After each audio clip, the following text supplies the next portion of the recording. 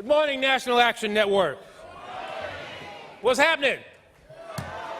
It's good to be back in New York, Queens, East Elmhurst, 11369.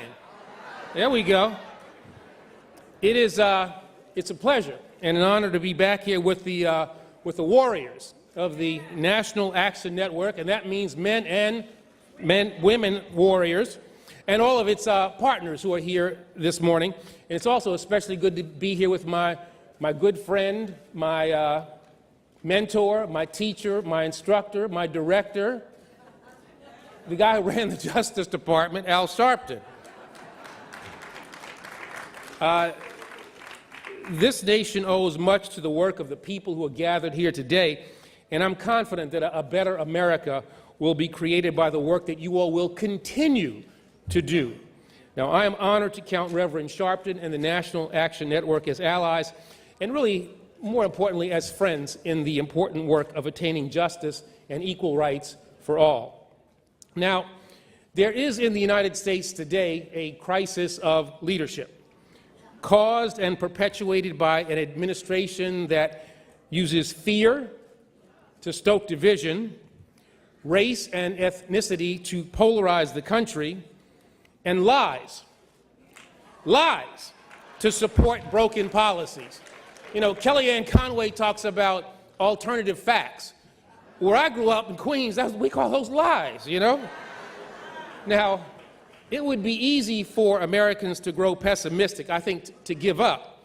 But as I've traveled to over 25 states in the past year, I've found that people of this country are better, they're more caring, and they're not like those small-minded leaders who are now in power. The civic reawakening that we have seen in this country that began in January of 2017 can't just be a moment. It has to become a sustained movement so that we reclaim the country and reshape the future of this nation. Now, it seems I'm the only one here today who's not running for president in 2020. But I want to assure you that I, along with a young man from Chicago with some rather large ears, the 44th President of the United States, that he and I will continue to fight for the future of our country through the National Democratic Redistricting Committee and all of its affiliates. You know, for too long, Democrats and progressives have lost sight of the state and local races that shape the day-to-day lives of the people that we serve. Just yesterday in Wisconsin, we look like we're headed to a recount in a Wisconsin Supreme Court race that we should have won. Now, understandably, much of the attention at this convention and over the course of the next few months is going to be focused on the next presidential race. But with state legislatures set to begin drawing new voting districts in 2021, what happens in those races over the next 2 years will shape the next decades of our politics. So if you care about voting rights, if you care about health care, if you care about criminal justice reform, if you care about a woman's right to choose, you should know that in the state legislatures, the most consequential decisions facing those areas, that's where those decisions are made. So, no, my fight to end gerrymandering is about electing leaders who actually work for the interests of the people that they are supposed to represent. I'm going to do everything that I can to ensure that the next Democratic president is not hobbled, as President Obama too frequently was, by a House of Representatives that is pulled to the extremes by members of gerrymandered districts. We need to make the Freedom Caucus a thing of the past. And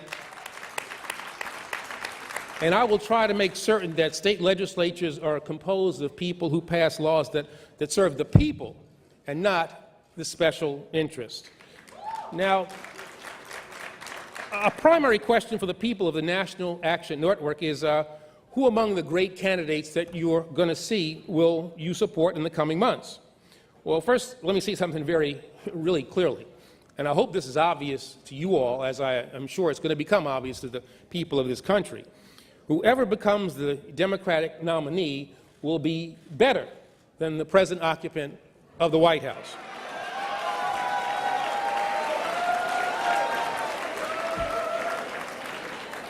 Doesn't matter. Doesn't matter. Doesn't matter. Second, whoever becomes the Democratic nominee must have all of our support, and we must all work to ensure that that person is elected. I don't want to hear any complaints about my guy didn't win, my woman didn't win. This we have to do. Get behind the Democratic nominee. This is an existential election, and the fate of this nation hinges on the result. The nominee must have the full and enthusiastic support from all of us. Third, now there are going to be calls for a civil dialogue. I was criticized an awful lot. Maybe I was a little too loud, a little too frank, a little too direct. I'm from New York, but they want a civil dialogue, and that's a good thing. Civility has its place. But we must never let it be valued at the expense of truth or principle. Those who seek the presidency must be prepared to speak that truth to power. We must be prepared to fight for our values. So now the question is, who should that Democratic president be? Well, with the depth and diversity of the current field, and with those who may still join, I think we have a whole bunch of really good options. I believe we should choose our nominee based on at least some of the following criteria. And these are questions I think you need to ask yourself. Does the person have a clear vision for the nation that meets the challenges of today as well as the uncertainties of the future? Is this a candidate of integrity whose honesty will help rebuild trust in our institutions? Now, oh, okay. The power of my oratory. I hope I don't knock anything else down with my voice here, Is this a candidate of integrity whose honesty will help rebuild trust in our institutions? Now, that's in contrast to the present administration. Now, in that regard, all of our candidates pass that test. They've got the necessary integrity. The other side, they don't know what integrity is. Does the person have the capacity, both mental and physical, to handle the rigors of the Oval Office? Does the candidate have the experience to revitalize a federal government that has been mismanaged at home and diminished abroad? Will this person have the ability to inspire the American people and bring us together? Now, in evaluating potential nominees, we should remember, listen to this now, creativity is not limited to the young, nor wisdom to those who are older. We must measure our candidates by not by their age, but by the vitality of their ideas. Now, this moment also, I think, calls for transformative policies. Now is a time to think big and to go big, but be wary of purists. Now is not a time for ideological litmus tests. The difference between the so-called moderates and the so-called progressives in the Democratic Party are truly not that substantial on the issues that matter the most to the American people. We can't fight amongst ourselves once a nominee is picked. Now, let me just move a little bit. I believe that the candidates must focus on at least a few critical areas.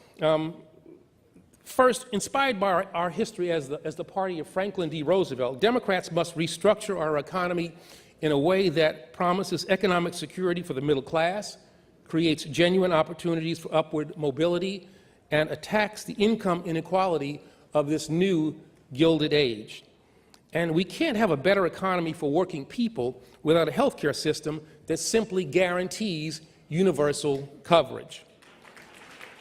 And we should also not be hesitant to state an obvious truth. The white working class has more in common with black and brown workers than it does with the moneyed class that now runs the government and puts policies in place that benefit the rich few and not the many who are still trying to find their way in this great nation. We need to build an alliance. Second, We are running out of time to deal with the existential threat of climate change. It is a moral imperative that we mitigate the damage that is already happening, take wide-ranging steps to reduce carbon emissions, and commit to being a net zero carbon emitter within 10 years. But we also have to focus on issues of environmental justice that afflict communities of color. Now, this is often the neglected part of the environmental agenda. What kind of world do we want to leave to our children and to our grandchildren and to those folks in communities of color? Third, the next president must fight for comprehensive, humane immigration reform that outlines a pathway to citizenship and recognizes that we are strengthened by our diversity.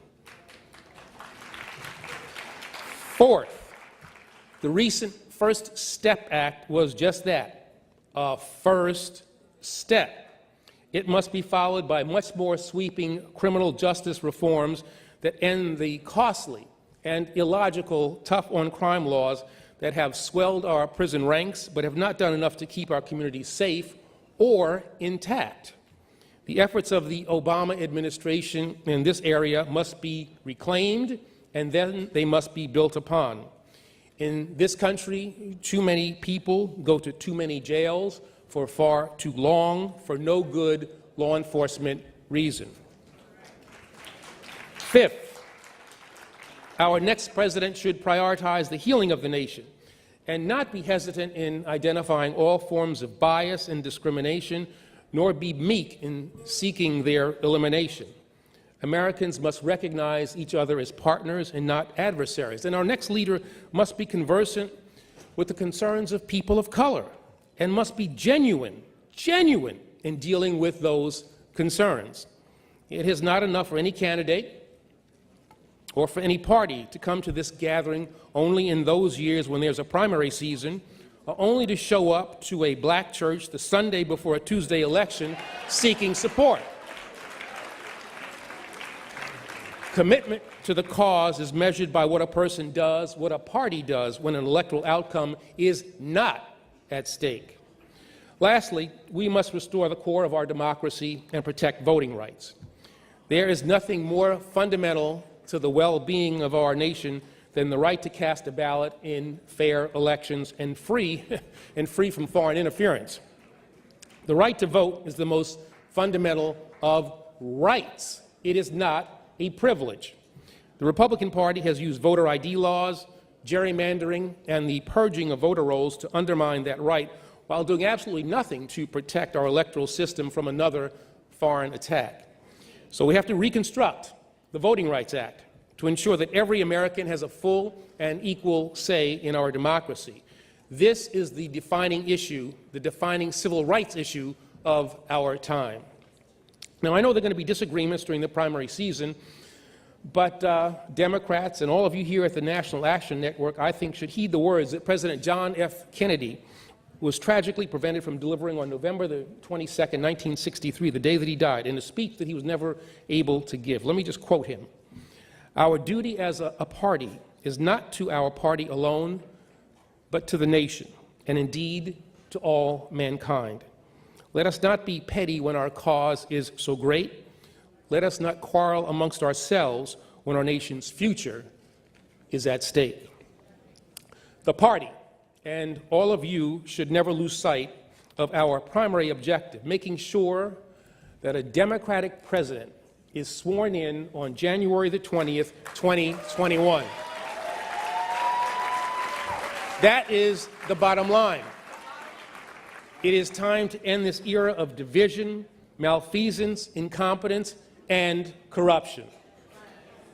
Now, I stand here today feeling and knowing that our country has come a long way in the 400 years since the first Africans were brought to this land as slaves in 1619. But I also stand here clear-eyed about the challenges that this great nation continues to face. There is much more that we must do to achieve true justice and equality in this nation. Today, more than ever, we need to lift each other up and empower one another to make our country a better place.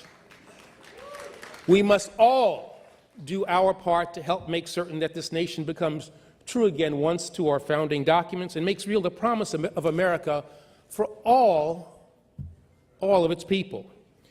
I look forward to working with all of you in this great endeavor and to building a brighter American tomorrow. We can do this. Thank you very much.